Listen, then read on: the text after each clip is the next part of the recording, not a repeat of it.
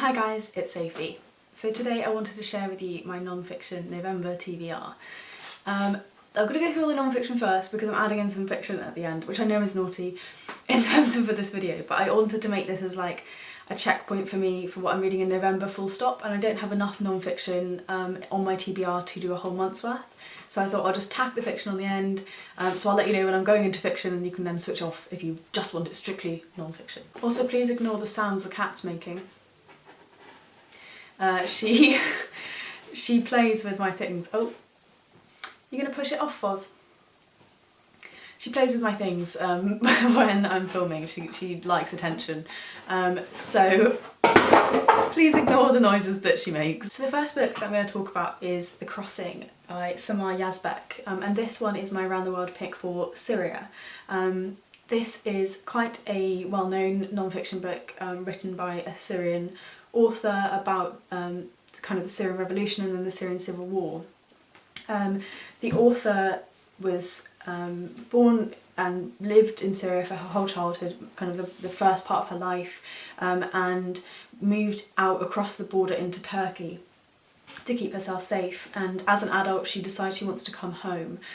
So it's her journey of crossing this border and coming home in the midst of war, and a first-hand account of what it was like in that situation from someone who is Syrian.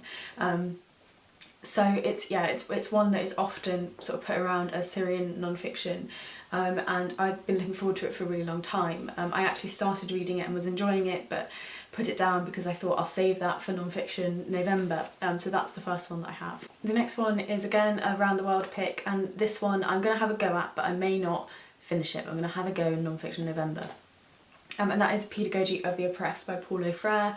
I have actually read the first 28 pages of this one, and it's 154 pages long, but it's very dense, and you have to think quite hard when you're reading it. I did enjoy what I'd read. I like the ideas that it's playing with, but it is so dense it's quite hard for me to like get in and read in long stretches. But I thought I might add this one in and maybe have a goal of like 10 pages a day or something throughout the month, and that should finish me off. It's around, if you don't know already, it's around how do we teach people to find a way out of oppression, and how do we revert the kind of ruling system where everyone is complicit to some extent in this system of oppressing people, even the people who are being oppressed, because that's what they're now used to if it's been a long period of time, and how do we break it fully. And he talks about things like kind of false release from oppression, which is driven by people who are the oppressors, and how that can never really truly be freedom, because they're setting it on rules that they would like, and that is still a sense of control. So I am enjoying the topic and I'm enjoying reading about it, but it is very difficult. But I thought Non-Fiction November would give me a chance to have one more go at it. The next one I have is the last of my true crimes that I didn't get to in that kind of true crime binge I had. And this one is American Fire by Monica Hesse. This is the story of a couple who fall madly in love, and in this madly in love period they begin to set fires to buildings across a very small area of the United States. There were 86 fires within a span of 5 months. And it just completely shocked this community. I am really excited to get to this one. I've not read true crime about arsonists before, and the whole storyline of it being lovers who are doing this, and that strange madness that love makes, and how that maybe drives this couple to like violent act, or something so dramatic and big. And I'm just really interested to kind of break down what is happening. Again with this one I read the first chapter or so and enjoyed it, and have made myself hold on to it for Non-Fiction November, because I'm reading all the books I have on my TBR and not buying an awful lot at the moment, and I really like Non-Fiction November, so whilst I was very much enjoying it I just made myself stop so that I'd have something to do for November. The next one I have is a little bit of an old book and a little bit of a strange book, which is my pick for Fiji, and that is Kava in the Blood by Peter Thompson. So this is described as a book that is kind of everything about Fiji that you could ever want. It says it's from goat curry to haunted houses to military coups. So it's sort of a bit of everything. It's got pictures throughout and little kind of drawings to help explain what the text's about. This is one that was very hard to get hold of, and that I'm somewhat tentative to read, because there are a few books where there are just so few of them from that country, that they are published in a way that looks like almost like someone's done it themselves, like from their home. However, there's a few good quotes on the back, and I'm excited. I know nothing about Fiji, so I'm definitely going to give this one a shot in non-fiction November. I am not a fan of the cover, but I'm really fingers crossed I get something from this, and at a minimum I'll learn a little bit about Fiji, which I know absolutely nothing about. The next one I have I think should be fairly fun as a read. This is my pick for Papua New Guinea, and this is one of the few books I have on my Round the World TBR that is written by someone who isn't from the country that I'm reading from. There is only one collection of fiction that I could find in existence from Papua New Guinea, which looks fascinating. It's a story about women's sexuality in Papua New Guinea. But there weren't copies of it available, and I looked for a really long time. I looked for about 6 months. So I ended up picking up Four Corners by Salak, and she's sort of a woman adventurer, and she goes deep into the jungles of Papua New Guinea and speaks to the people that she meets there. So whilst it is a very different kind of book to the ones I've been reading otherwise, and I would have rather had something from the individuals from Papua New Guinea, I think this might be quite interesting as a kind of outsider's perspective. And yeah, I think I could do with a good sort of adventure-ish story. I haven't had anything like that before.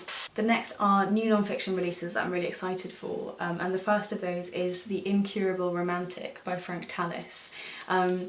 This is a book written by a psychiatrist who is telling the stories of I guess clinically wrong love, like the way that love can get us to a point of actual diagnosable madness. So he talks about a lot of different anonymised case studies of people he's worked with. He described a barrister's clerk who becomes convinced that her dentist has fallen in love with her and that they are destined to be together for eternity. A woman who is visited by the ghost of her dead husband, an academic who is besotted with his own reflection, and a beautiful woman who searches jealously for a rival who isn't there. So it's the point at which love becomes negative and ill, and I find that really interesting because we often talk about love as one of the kind of purer emotions, and that we know it can have ups and downs, but is it ever really being ill? It's just kind of part of being in love. So I'm really interested to find out about when that tips over and people are kind of pathologically in love.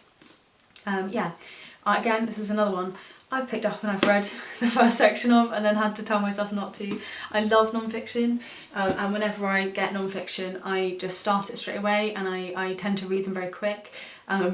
So I've kind of like trying to hold myself back for non-fiction November, but I'm kind of saying to myself, if I happen to start on like the 30th of October, I'm going to let myself, because I'm just really excited for a lot of these books. And the next one that I have is the other new one, and that one is Bad Blood by John Carreyrou. And the subtitle is Secrets and Lies in a Silicon Valley Startup. So you guys might or may not have heard of the story sort of behind this book, which was, as it says, a Silicon Valley startup for a product, I think they call it Thanos,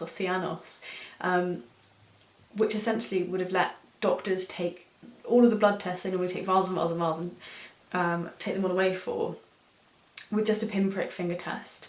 And this would have like revolutionised medicine. It would have cost a lot less. It would have been a lot more convenient. People could have tested at home, and this startup got an awful lot of money.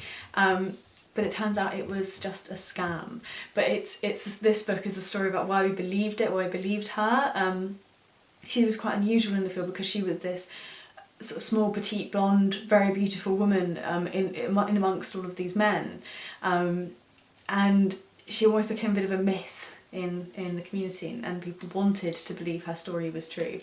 So I'm desperate to start this one. I actually saw Rincey Reed talk about it recently. I think she's listening to it, and just thought, you know what, I really want to have it. And Tom bought it for me because I'm trying really hard to save money, and he was like, go on then.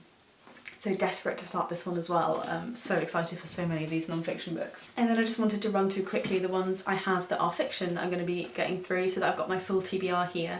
The first of those is the Aten Station by Halldor Laxness, which is my pick for Iceland. This is a story about a country girl who comes and becomes a maid, I think, in the House of Parliament, and she is telling the story of the political time of her age, sort of I suppose, sort of looking at it from a very different perspective to the people that she's writing about. It's set in the time of which the Americans tried to buy land to build a airbase after the Second World War. So I've read a little bit about Iceland before, and there is this sort of commodification of them as a place where other countries can build bases. So I think that should be really interesting. This is another one that's been on my pile for a little bit of time and I've been really excited for. So looking forward to getting to that one this month. The next one I have is one I'm sure I'll love, and this one is Soviet Milk by Nora. This is Latvia. I think I've already read Latvia actually, but I want to read this one anyway. I've yet to pick up a book by Pedagogy Press that I haven't loved, so yeah, dead set on this one. It's around a woman who is a doctor, and because of the way that the Soviet rule is affecting the country, she is stripped away of her career and ends up having to move to this rural village where she kind of has the life that she used to have completely stolen from her. As I say, I've enjoyed absolutely everything that I've read from this publishing house, so fingers crossed I like this one too. The next one I have is one from South Sudan, and that is Beneath the Darkening Sky by Majok Tulba. And this is a story about child soldiers. The quote on the back explains it better than I can in any other way, so I'm just going to read it to you. It says, Obina is 9 years old when the soldiers arrive. They measure each boy against the height of an AK-47. Those shorter are left behind, those taller are taken. I believe that the author, who's from South Sudan, wasn't chosen as a child soldier but was left behind just because of how tall he was. But he writes about the journey of those boys who do get taken and what happens when we put children to war. I have shied away from this topic. I know very little about it in reality. I kind of don't want to believe it exists, which means I should probably read it. So there's this one. It's going to be a hard read, I think, but hopefully it's going to be something that teaches me something and it's very important. And the very last one that I have to speak about is Silence is My Mother Tongue by Sulaiman Addonia. This one was sent to me by review very kindly. I'm just trying to see the publishing house. The Indigo Press is the imprint. So this one was sent to me for review. They reached out and said, would you like a copy? And I was like, yes, absolutely. I believe this book is going to be my pick for entreaty, but I will double check that, and if I'm wrong I'll put it up. But I think that's where the author was born. The story is about a young girl who is taken to a refugee camp when she, as I say, she's very little and has to leave everything that she was before she left behind, because her sense of self is developing anew and sort of tied up to her objects and her surroundings, and she doesn't really know who she is in this new setting. They say that it questions what it means to be a man, to be a woman, to be an individual, when circumstances force the loss of all that makes a home or a future. And yeah, I'd not heard of the author before, I have to admit, though it does say on the back that they were shortlisted for the Commonwealth Prize for their first book. This is their second book. And I think the cover's really pretty. I wasn't really sure about it when I first saw it, but I really like it. So we'll see what I think of this one. I think I might read this one as one of the first ones I read. When is it out, or is it out already? So it's out. Is it out already? I think it's out. Might be out today. It's out on the 25th of October 2018, so it's just out, so you can get your hands on this one now. Okay, so that is my TBR for November. Hopefully you've enjoyed. If you made it through to the end, well done. Yeah, I'm really excited for Non-Fiction November. Please let me know if you're doing it down below. If you like a new channel or anything, put your TBRs down, and I'd really like to watch them. I love non-fiction, and I'm looking forward to a time when I'm not having to save so much of my money and I have a bit more disposable income to spend on new books, because non-fiction I could just go in and buy like 50.